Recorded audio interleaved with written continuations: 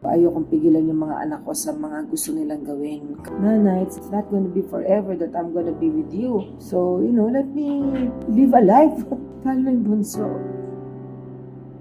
Yung lalaki. Can't get... Pag pinapili ako, sino pipiliin ko, anak o karir? Karir. Yung pagre-resign para sa mga anak, hindi ko kayang gawin yun.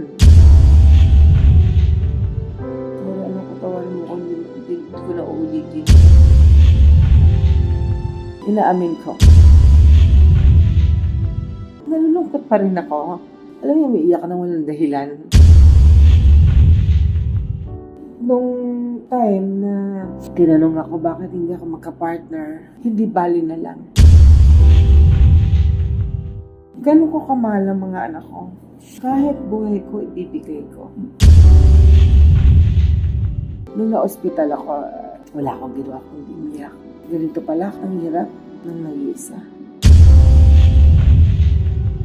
Ito may kasalanan ng lahat ng yan. Yung social media.